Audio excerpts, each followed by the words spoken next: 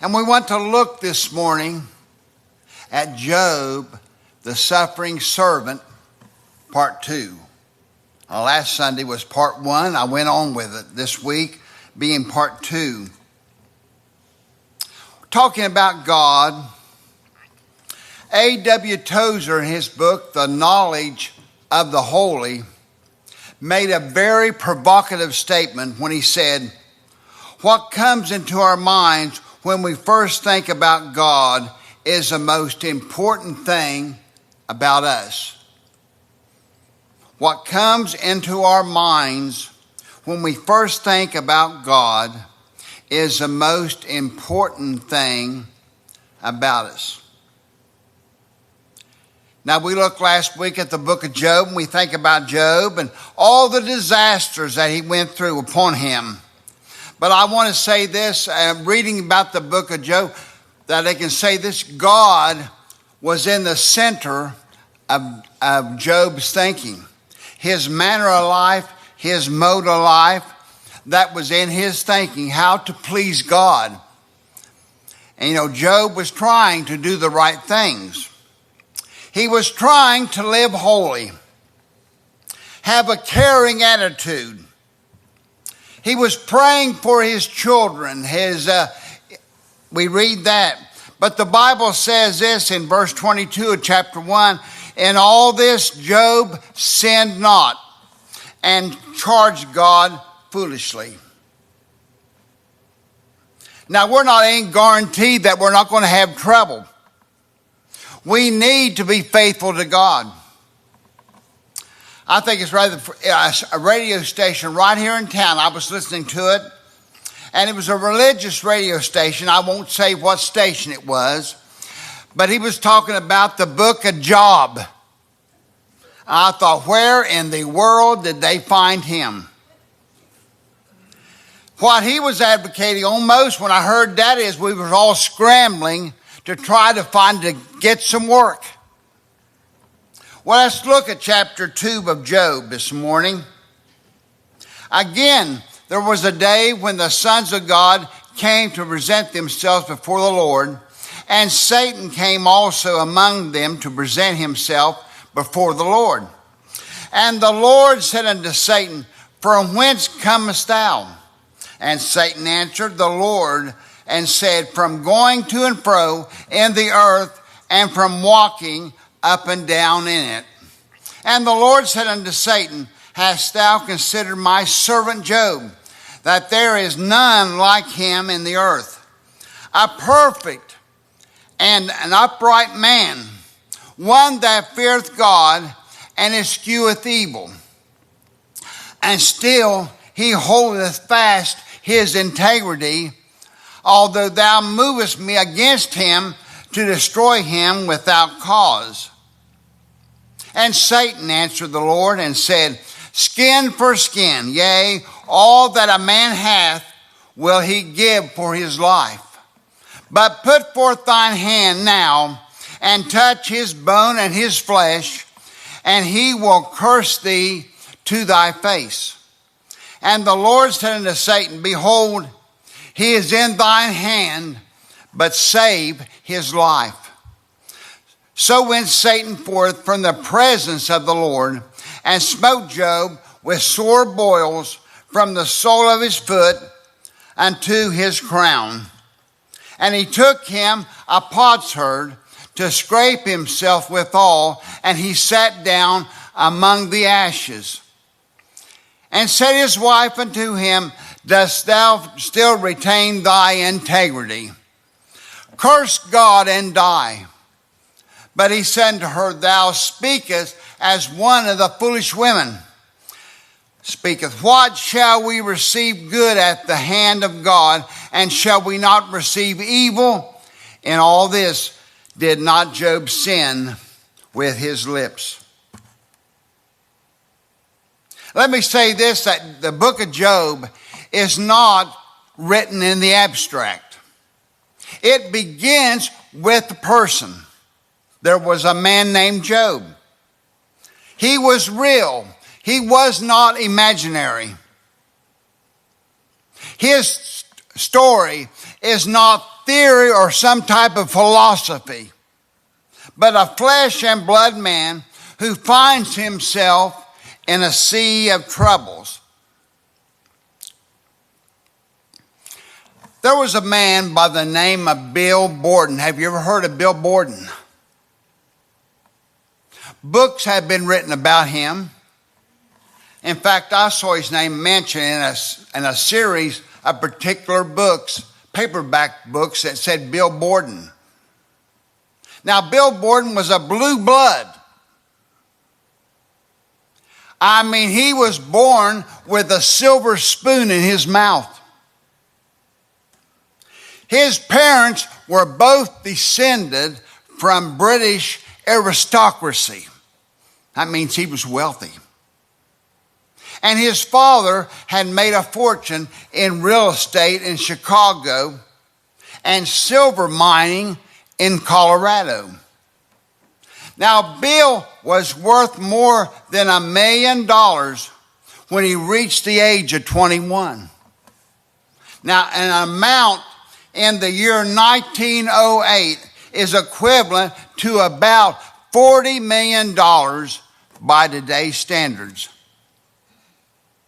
But in 1912, at the age of 25, Bill Borden did two things that made headlines in the news. The first thing he did, he gave away his entire fortune. Half to God's work in the U.S. and half to missions overseas. Second, he chose to sell for missionary work among the Muslims. First in Egypt to learn Arabic, and then ultimately to the remotest parts he wanted to travel, to China. To the public and the media, and to many of his Christian friends, Borden's actions seemed to be incredibly wasteful, especially when he died of cerebrospinal meningitis shortly after reaching Cairo. And I ask you this morning, what makes a man like Bill Borden tick? What makes a person to turn his back on virtually everything most people value, to live in obedience to what he believes to be the will of God? What's in it for him? What are the returns for that kind of investment? Why did a young man with so much devotion and zeal be cut off so quickly for wanting to do work for God? And why did God allow this to happen to him? Well, I could say there is a lot of whys that I'm speaking about. Well, let's look at the book of Job. Job was acquainted with grief. He lost his children, he lost his livestock, and he lost his servants. Time and again, Job asked, why? Why did this happen to me? Now, I don't have any explanations or answers to understand this. It just happened. But we get some interesting observations when we read the Bible about Job, when we see up in the heavens and see what goes on between God and Satan. But Job, he asked the toughest questions. Why do people suffer? Or I could phrase it another way. Why do the righteous suffer? Now we know why the wicked suffer. The Bible says, be not deceived. God is not mocked. For whatsoever a man soweth, that shall he also reap. For he that soweth to his flesh shall of the flesh reap corruption. But he that soweth to the Spirit shall of the Spirit reap life everlasting. So we know that why the wicked, why they suffer. That's just called the law of the harvest. Whatever you sow, you will also reap from it. You know, in Job's day, people believed and agreed that a man's spiritual stability and his relationship to God are reflected by his station in life. You know, if trouble touches someone and it seems to be compounded semi-annually, people wonder, what sin has he committed? Popular opinion will say if you really love God and you do your best to serve Him, your life will be free from suffering. This notion has circulated for thousands and thousands of years. Let me tell you, friends, it is dead wrong. Sometimes the opposite is true. Some of the greatest heroes in the faith endured tremendous suffering. We can see that in Hebrews 11. And others had trial of cruel mockings and scourgings, yea, moreover, of bonds and imprisonment. They were stoned, they were sawn asunder, were tempted, were slain with the sword. They wandered about in sheepskins and goatskins, being destitute, afflicted, tormented, of whom the world was not worthy.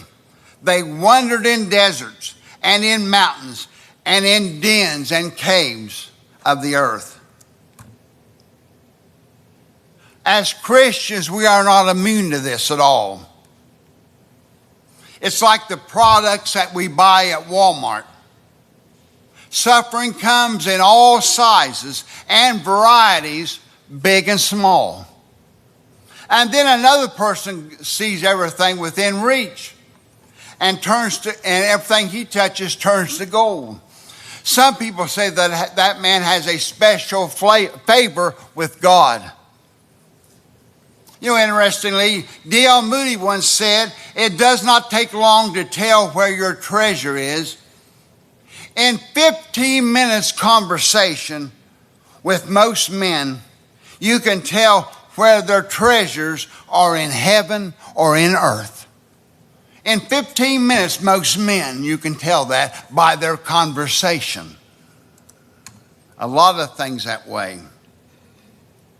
So we see Job's family and possessions were taken away. Now, he does not curse God as Satan had predicted it way back in chapter 1. Instead, Job praises the Lord. He said, "The Lord gave and the Lord taketh away. Blessed be the name of the Lord." With that, Job is making a defining moment on the sovereignty of God. That is, God is in charge of everything. We need to rely on that. He's in charge. He doesn't let anything slip by. He sees everything. You never catch him by surprise. He knows what's best when it's hard to even understand. Now it happens again, the second time. God assembles the angels before him. And we see Satan walking around in their presence. Now God summons Satan and says, "Satan, where have you been?" Again, he gives a hedgy answer, going to and fro, walking up and down in the earth. Then God, he mentions Job. He talks about Job being an upright man. An upright man, the one that shuns evil. Yet on earth, we see Job when he faces his trials. And he goes after the big whys in their life, in his life. But we see in that by looking into the heavenlies. The talk show host Larry King. Larry King could not get right with God. He had numerous Christian guests on his show, and he interviewed them. Of these guests, they talked about salvation. But you know why? Larry King said, why does God allow evil, pain, and suffering? He just couldn't understand that. So he could not reconcile that. He could not get right with God. You know, if you have a God that is loving, that is good, that is holy, that is wise, that is all powerful, he could not stop evil, the pain and the suffering in the world. Now, let me say this, evil exists. And so does pain and suffering. We are acquainted with it every day. You know, if you're a Christian Scientist, you know, one of them so-called cults out there, and follow the teachings of Mary Baker Eddy, Patterson, Glover, Fry, well, I don't know what that tells you, who didn't believe in pain and suffering or disease, but she also didn't believe especially in adultery and a divorce. Well, she couldn't understand. It's all imaginary. It's all a figment of the mind. It's what we call the mind sciences. We know, for essence, that we live in a world that has natural disasters like tornadoes and hurricanes, earthquakes and tsunamis, to the smallest virus that can afflict us. You know, when I thought about that, I was thinking about the great influenza of 1918. Now, why I thought about this was because my great-grandfather, he died from that. It was estimated that between 50 and 100 million people died because of that flu. That flu killed more people in a year than the Black Death of the Middle Ages killed in a century. It killed more people in 24 weeks than AIDS had killed in 24 years. Now, we understand that most that died from that flu of 1918, their ages were between 29 and 40. Now, some died from trauma. Some died from secondary infections like pneumonia. And most died, and they had a healthy immune system, and they still died. And because many had a healthy immune system, the immune system worked too hard, overworking itself in fighting that flu, and they died. But I'm going to tell you something, friends, about the most evil thing that was ever done, and we can read it in Acts 2:22, and I'll just read it. To men of Israel, hear these words, Jesus of Nazareth, a man approved of God among you by miracles and wonders and signs which God did by him in the midst of you, as ye yourself also know, him being delivered by the determinate counsel and foreknowledge of God, ye have taken and by wicked hands have crucified and slain, whom God hath raised up, having loosed the pains of death, because it was not possible that he should be holden to it. Let me say this, the most evil thing in the world was when Jesus was crucified. That was planned by God. If you lose a loved one, God lost his own son to this. He was murdered. The purpose of that was the sting of death and the grave would not have victory. And the salvation of man would be accomplished. The death of Jesus, it had a purpose. We could not see it at the time. But thank God, through his Son, I was saved. I deserved hell. He paid a debt that I couldn't pay. And through his Son, I am forgiven. I'm forgiven. God had a purpose in Job's life.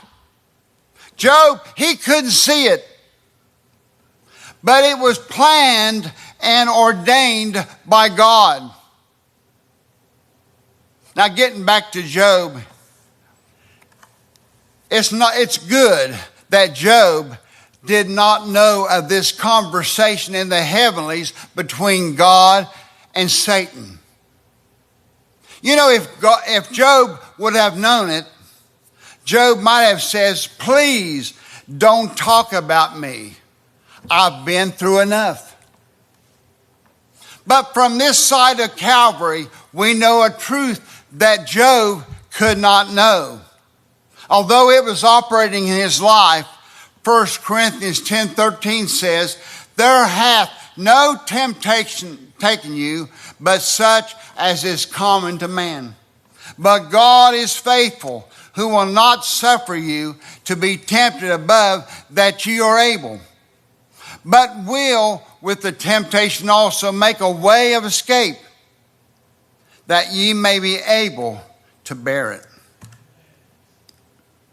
So Satan, he challenges the Lord.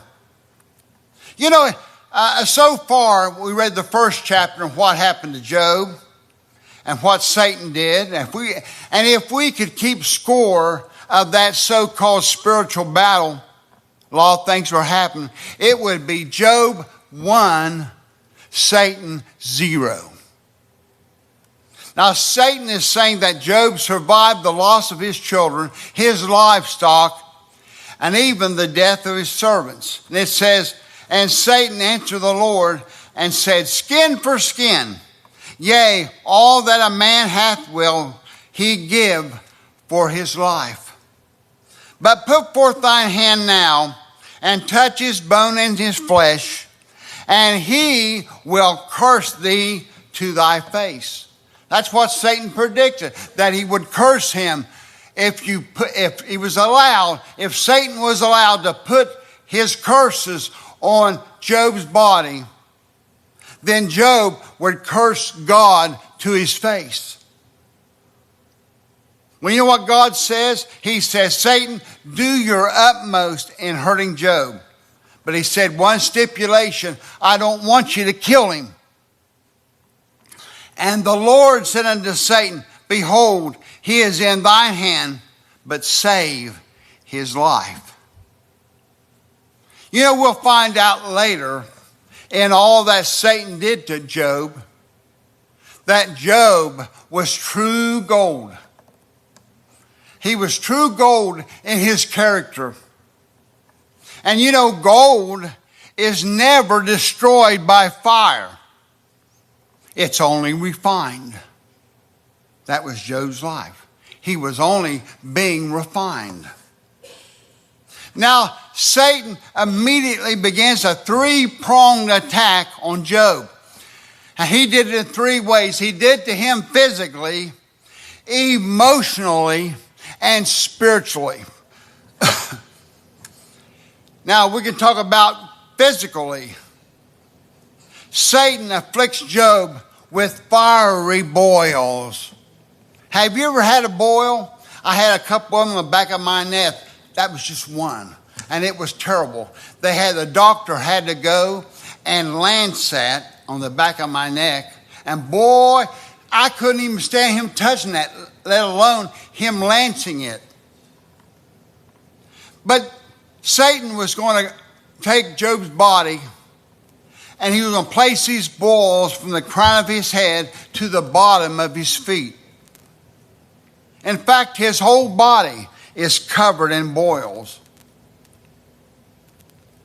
Now, some commentators think that he had a deadly form of leprosy. Others think he had this form of disease called elephantiasis, a disease with pus-filled boils. And it was such a disease, I don't think we could imagine it, that would cause the face and the nose and the feet to grow unusually large. Why, these kind of boils and what he did to Job, it says that, in fact, his skin would redden and would develop a pitted feature like an elephant. An elephant's hide.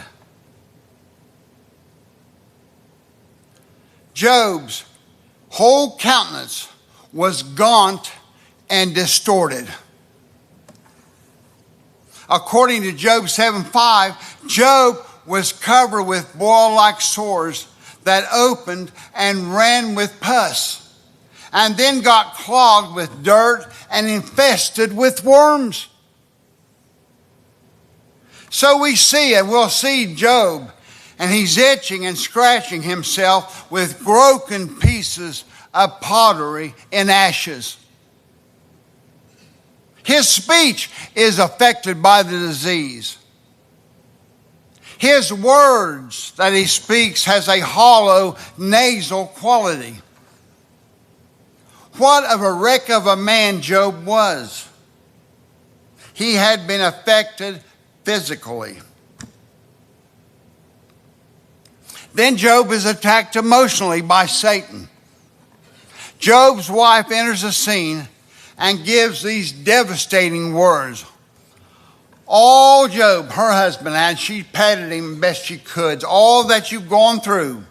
She says the best thing you can do is curse God and die. In other words, she said this, blaspheme God and commit suicide.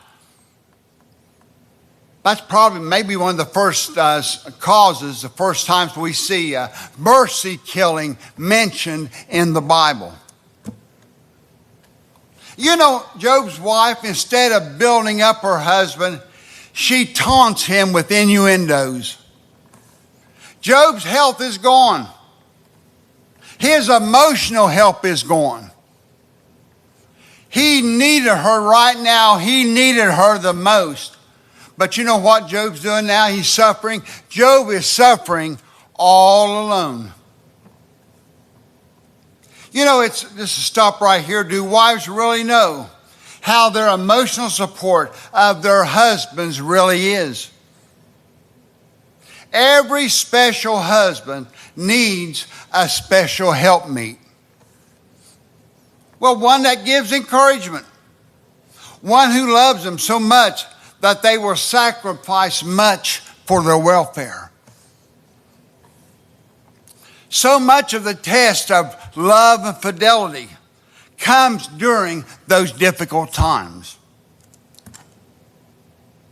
Now, after losing physical and emotional support, then Job receives another spiritual attack.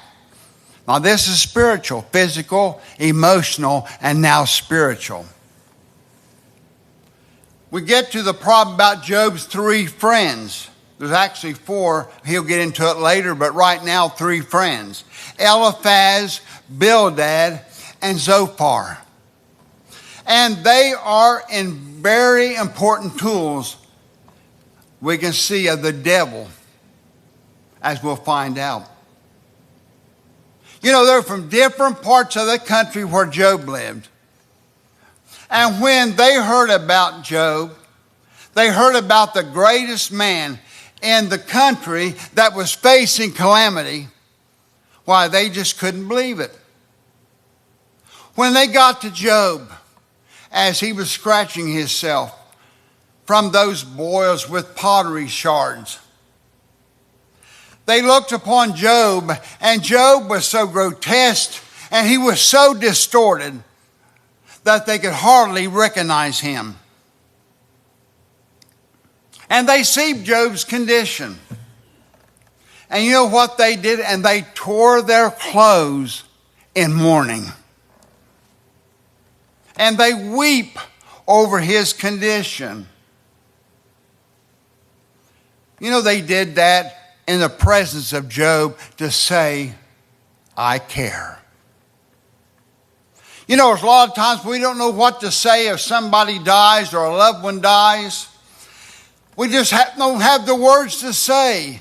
But the most important thing is to be there, and that's interpreted to be that I care.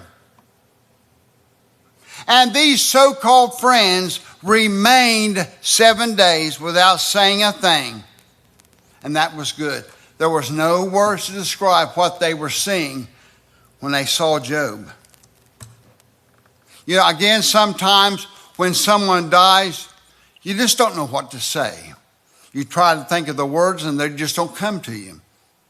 But the best thing you can do is not with words, but just being there and mourning together.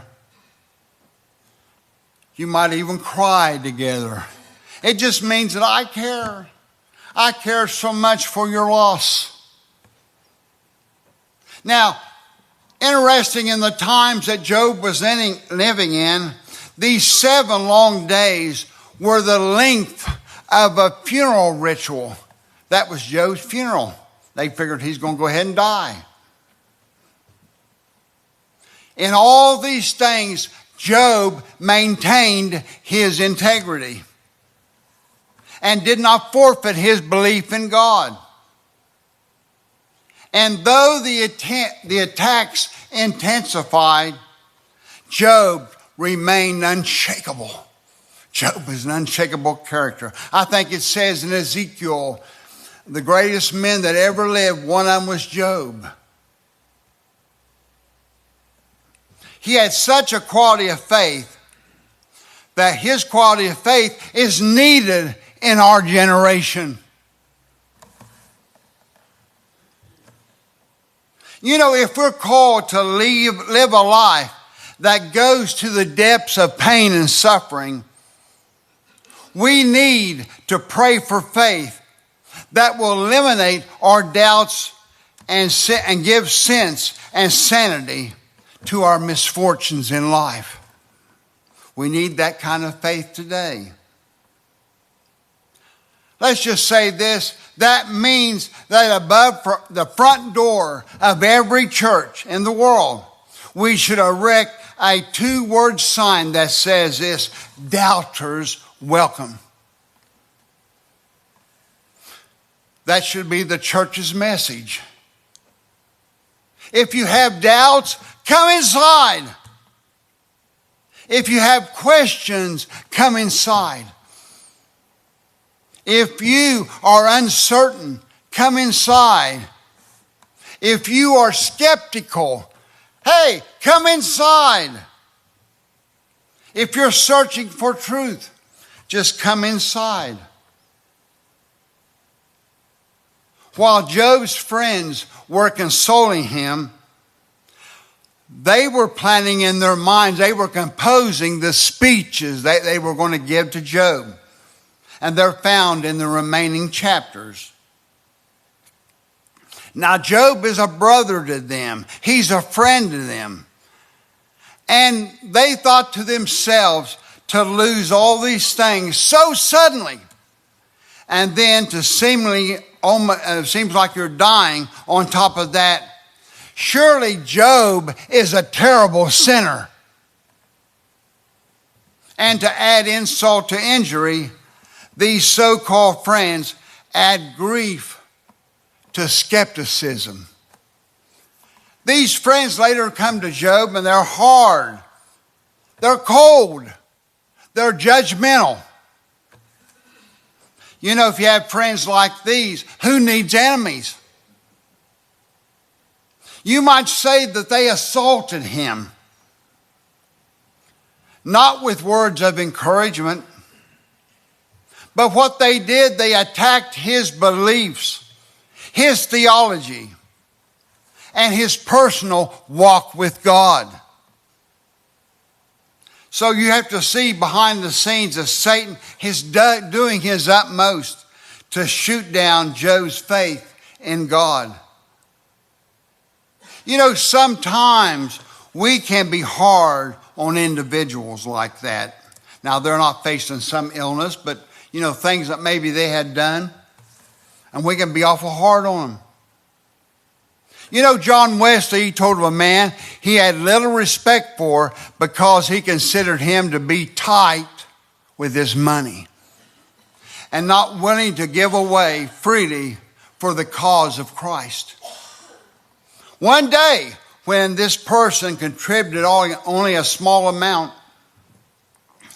Wesley openly criticized him. After the incident, the man went to Wesley privately and told him he had only been eating parsnips and water for several weeks. He explained that before his conversion. And before his conversion, he had had many debts.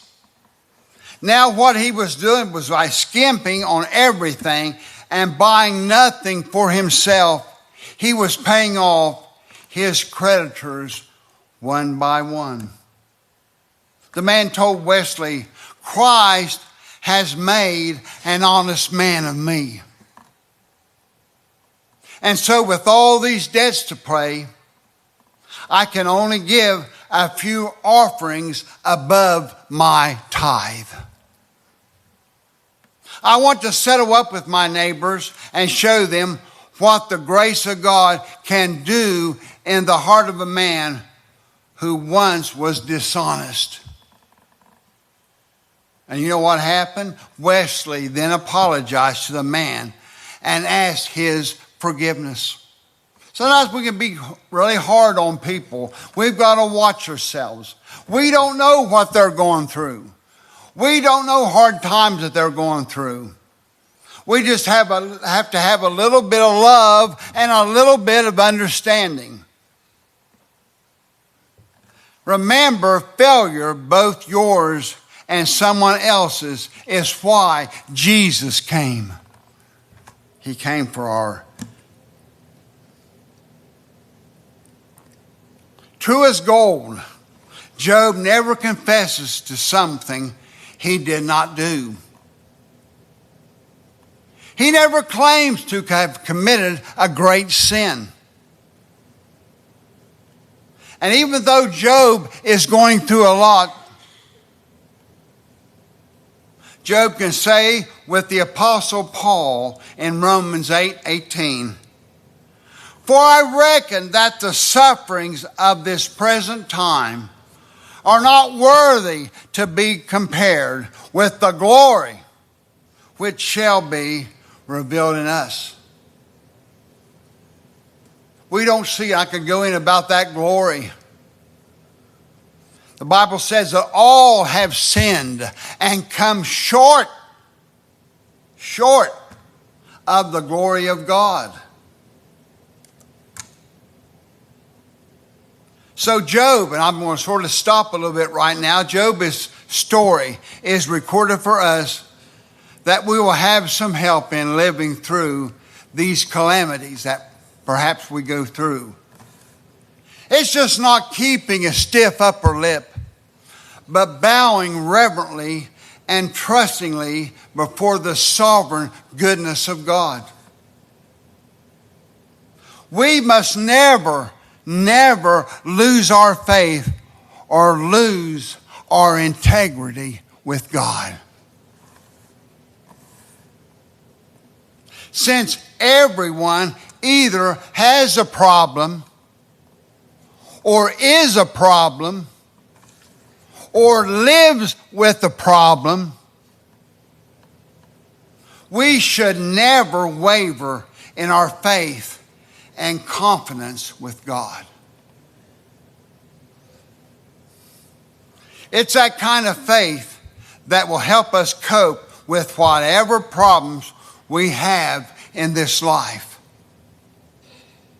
In the end, we can say with Job, as he has passed the trials and overcome them in Philippians 1:20. According to my earnest expectation and my hope, that in nothing I shall be ashamed, but that with all boldness, as always, so now also Christ shall be magnified in my body, whether it be by my life or by my death. Let me tell you something. There is, in closing, there is an invisible war. We see that happening. The book of Job gives us a glimpse of that. And it's being, in fact, not just Job's day, but it's being waged around us every day. Far too often we are casualties of that war. And you know what? We are not even aware of it. Satan will attack us in many ways. But his ultimate goal, in fact, is always the same. He wants to undermine our faith so that he can attack the glory of God. That's what he wants to do. He wants to see us lose out. Now, what should our response be? Well, one thing, we should be still keep walking with the Lord in spite of what happens to us. We should keep praising the Lord even when our hearts are broken. We should still be trusting the Lord even when life makes absolutely no sense to us. This is the lesson from Job's life, and that is the recipe for success in that invisible war. But I tell you what, you read some 40 chapters of Job and he overcomes all this, all these things that happen to him, and you know what? He receives it all back. He recovers this all back. He praises the Lord still. His goodness and his graciousness, even in his life.